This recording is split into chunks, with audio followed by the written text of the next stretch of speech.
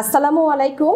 আমি ডাক্তার শামিমা নাসরিন দিনা, consultant homeopathic foundation hospital, প্রভাষক Manikganj homeopathic medical college and hospital.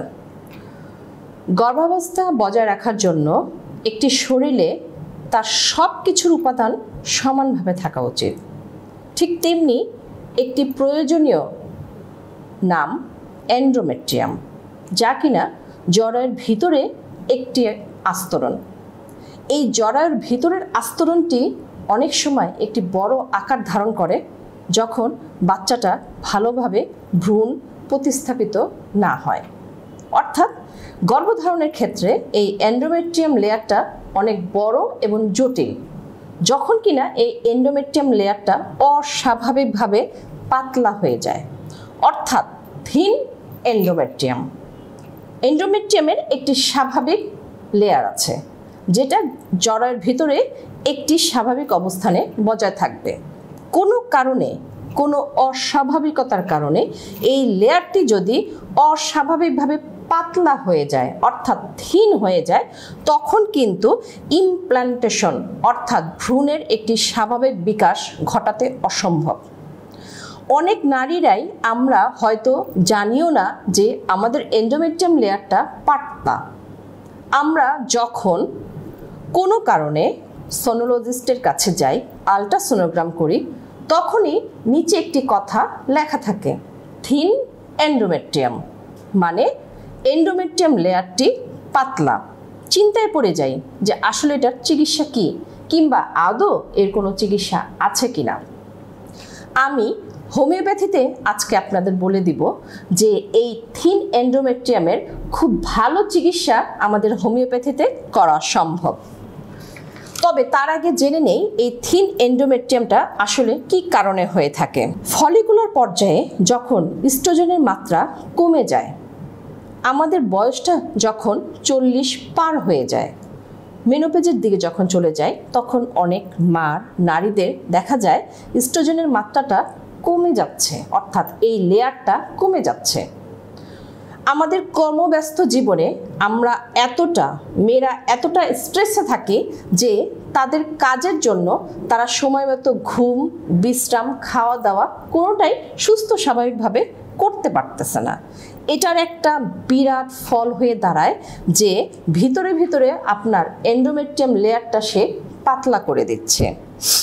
জরায়ুতে fibroid, কারো যদি জরায়ুতে ফাইব্রয়েড থাকে, ক্যান্সারবিহীন ফাইব্রয়েড যেটা আমরা বলি, সেটা কিন্তু অনেক সময় আমাদের এই এন্ডোমেট্রিয়াম লেয়ারটা পাতলা করে দিচ্ছে। ডিম ঠিক মতো না ফুটলে, অর্থাৎ প্রতি মাসে মাসিক হওয়ার পরে যে স্বাভাবিকভাবে ডিমটা ফুটে বের হয়ে যাবে, এই ডিমটা যদি না ফুটে স্বাভাবিকভাবে না বের হয়, সেই সময়ে কিন্তু এটার একটা প্রভাব চেয়ে পড়বে আপনার এন্ডোমেট্রিয়াম লেয়ারে, অর্থাৎ তার পুরুত্বটা, তার লেয়ারটা পাতলা হতে থাকবে। জরায়ুর ভিতরে দেখা যায় অনেক সময় যে ব্লাড সাপ্লাই, অর্থাৎ আমাদের যে রক্ত দ্রুত চলাচল, এই ব্লাড সাপ্লাইটা অনেকে ঠিক মতো চলাচল করে না, যার ফলে দেখা যায় এন্ডোমেট্রিয়ামের লেয়ারটা স্বাভাবিক মাত্রায় থাকতেছে না, সেটা পাতলা হয়ে যাচ্ছে। সর্বশেষে আমরা একটি রোগ নিয়ে সারা বিশ্বব্যাপী উত্তাল, সেটা হচ্ছে এন্ডোমেট্রিওসিস। এই এন্ডোমেট্রিওসিস রোগের ফলেও কিন্তু আমাদের অনেকের এন্ডোমেট্রিয়াম লেয়ারটা পাতলা হয়ে যাচ্ছে। তো এটার লক্ষণ কি? এন্ডোমেট্রিয়াম পাতলা হয়ে যাওয়ার লক্ষণ কিন্তু আমরা সাধারণত একটি বলবো, সেটা হচ্ছে অস্বাভাবিকভাবে মাসিকটা হবে, কিন্তু ব্লিডিংটা আপনার কম হবে, অর্থাৎ ছিটা ছিটা ব্লাড, স্পটিং টাইপের ব্লাড। আজকে হলো একবার, দুদিন পরে আবার শুরু হলো একবার, কিংবা দুদিন ভালো মতো চললো, 5 দিন ভালো থাকলো, এরপর আবার 2 দিনের দিন আবার হালকা হালকা হচ্ছে। অর্থাৎ আপনার যে মাসিকের একটা স্বাভাবিক চক্র আছে, যেটা 21 দিন পর পর, 28 দিন পর পর হওয়ার কথা, সেটা স্বাভাবিকভাবে থাকতেছে না। কিন্তু তাই বলে ব্লিডিং কিন্তু বেশি হবে না, ব্লিডিংটা হবে স্পটিং টাইপের ব্লিডিং এবং খুব হালকা। এবং যখনই আপনার সেই ব্লাডটা বের হবে, প্রচণ্ড রকম তলপেটে ব্যথা নিয়েই সে বের হবে। এটার খুব বেশি একটা অস্বাভাবিকতা আমরা সাধারণত চোখে পড়ে না, তবে যেটা পড়ে সেটা হচ্ছে স্বাভাবিকভাবে সুস্থভাবে বাচ্চা কনসেপ্ট করতে চাবে না, অর্থাৎ কেউ যদি বাচ্চা নিতে চায় তার এন্ডোমেট্রিয়াম লেয়ারটা যদি পাতলা থাকে তাহলে সেখানে কিন্তু ভ্রূণের স্বাভাবিক বিকাশটা আর সময়ভাবে হবে না। তো এই ক্ষেত্রে আমরা যেটা ডায়াগনোসিস করি যে কিভাবে আপনি ডায়াগনোসিসে আসবেন যে আপনার এন্ডোমেট্রিয়াম লেয়ারটা পাতলা, টিবিএস আলট্রাসোনোগ্রাম তো আছেই, পাশাপাশি আমি বলবো সোনোহিস্টোগ্রাফি কিংবা হিস্টোরিওগ্রাফি, যেটা আমরা বর্তমান সময়ে একটি লেটেস্ট সোনোলজি আছে, যেটার ফলে কিন্তু আপনি খুব সহজেই আপনার এন্ডোমেট্রিয়াম লেয়ারটা কত মাত্রায় কতটুকু পাতলা সেটা কিন্তু খুব সহজেই ডায়াগনোসিস করা যায়। চিকিৎসার ক্ষেত্রে আমি আপনাকে বলবো মেডিসিনের পাশাপাশি আপনাকে কিন্তু একটি লাইফস্টাইলে চলে আসতে হবে। অর্থাৎ যদি আপনার রক্ত সঞ্চালনে বাধা দেয়, শরীরে রক্ত কম থাকে, তাহলে কিন্তু আপনাকে সেক্ষেত্রে রক্ত রিপ্লেসমেন্ট যেসব খাবারগুলো আছে, অর্থাৎ যেই ফলগুলো যেই খাবারগুলো কাটলে কালো হয়ে যাচ্ছে সেই খাবারগুলো কিন্তু বেশি মাত্রায় খেতে হবে।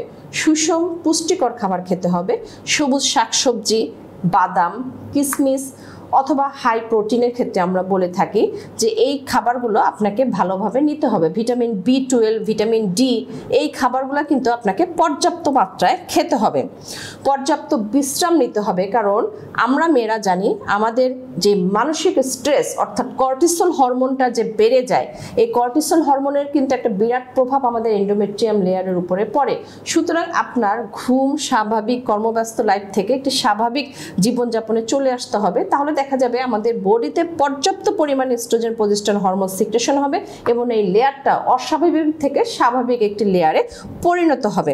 পাশাপাশি আমাদের কাছে যারা আসে তাদেরকে ফিমোরাল আর্টারি একটি মেসেজ, যেটা আমাদের পেটে মাসিকের আগে একটা ব্যায়াম শিখায় দেওয়া হয়, এই ব্যায়ামটা যদি কেউ কন্টিনিউ করতে পারে তাহলে কিন্তু আমাদের এই পাতলা এন্ডোমেট্রিয়াম যেটা বলি সেটা কিন্তু স্বাভাবিক পর্যায়ে নিয়ে আসতে পারে। তো আমি সেক্ষেত্রে বলবো আর একটা কথা, সেটা হচ্ছে ক্যাস্টর অয়েল। ক্যাস্টর অয়েলের নাম আমরা সবাই শুনেছি, কিন্তু এটার ব্যবহার বিধি অনেক পর্যায়ে আছে। আপনি যদি আপনার স্বাভাবিক লাইফে যদি ক্যাস্টর অয়েলের ব্যবহারটা বাড়িয়ে দিতে পারেন, ক্যাস্টর অয়েল দিয়ে তলপেটে ম্যাসেজ, ক্যাস্টর অয়েল কিন্তু বিভিন্ন কাজে ব্যবহৃত হয়। ক্যাস্টর অয়েলটা কিন্তু আমাদের খুব ভালো একটি কাজে আসে এন্ডোমেট্রিয়াম লেয়ারটাকে, পাতলা লেয়ারটাকে স্বাভাবিক পর্যায়ে আনতে। তো সর্বশেষে আমি বলবো পাতলা এন্ডোমেট্রিয়াম লেয়ার নিয়ে আর চিন্তা না করে আজকে যদি আপনি জানতে পারেন আপনার পাতলা এন্ডোমেট্রিয়াম, তাহলে কিন্তু দেরি না করে হোমিওপ্যাথিক ফাউন্ডেশনে চলে আসুন। কেননা আমরা নারীরা, হোমিওপ্যাথি ডাক্তাররা নির্দ্বিধায় বলতে পারি যে জরায়ুর যে কোনো সমস্যায় আমরা খুব ভালোভাবে হোমিওপ্যাথিক ট্রিটমেন্টের মাধ্যমে সেটা সুস্থ স্বাভাবিক পর্যায়ে নিয়ে আসতে পারতেছি। এটা আমাদের সাফল্যতার কারণেই আমরা খুব বড় গলায় বলতে পারি যে জরায়ুর যে কোনো সমস্যায় কিন্তু হোমিওপ্যাথিতে খুব ভালো সমাধান আছে। সুতরাং দেরি না করে হোমিওপ্যাথিক ফাউন্ডেশনে চলে আসুন এবং এই পাতলা এন্ডোমেট্রিয়াম লেয়ারের খুব দ্রুত চিকিৎসা নেন। ভালো থাকুন। ধন্যবাদ সবাইকে।